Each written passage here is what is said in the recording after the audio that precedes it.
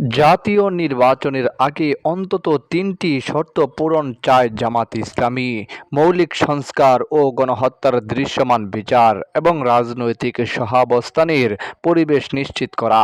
এই তিনটি শর্ত পূরণ হলে একটি ভালো নির্বাচন হতে পারে বলে মনে করেন দলটির আমির। আর এসব বিষয় নিশ্চিত না করে জাতীয় নির্বাচন আয়োজন হলে পরিস্থিতি আগের মতোই থেকে যাবে বলে আশঙ্কা প্রকাশ করেছেন তিনি। গতকাল সাম্প্রতিক ইউরোপ সফর নিয়ে আয়োজিত মিট দ্য প্রেস অনুষ্ঠানে জামাতের আমির এসব কথা বলেন। ডক্টর শফিকুর রহমান বলেন, সরকারকে এমনভাবে নির্বাচন করতে হবে যেন কেউ প্রশ্নবিদ্ধ করতে না পারে।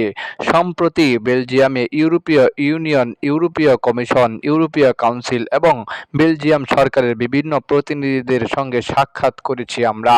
এই সফর শুরু হয় 4 এপ্রিল এবং শেষ হয় 10 এপ্রিল। এরপর তারা যুক্তরাজ্য সফর করে 13 এপ্রিল দেশে ফিরে আসেন।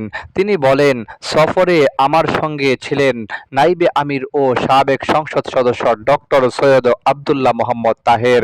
সফর নিয়ে জামাত আমির বলেন, আমাদের লক্ষ্য ছিল ইউরোপের সঙ্গে বাংলাদেশের সম্পর্ক আরও ঘনিষ্ঠ করা ও বাংলাদেশে গণতন্ত্র প্রতিষ্ঠা করা।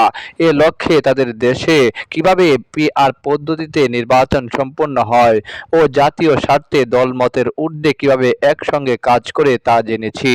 এসব অভিজ্ঞতা নিয়ে উন্নয়নের সম্ভাবনাকে কাজে লাগিয়ে নতুন বাংলাদেশ গঠনের পথে আমরা এগিয়ে যেতে চাই।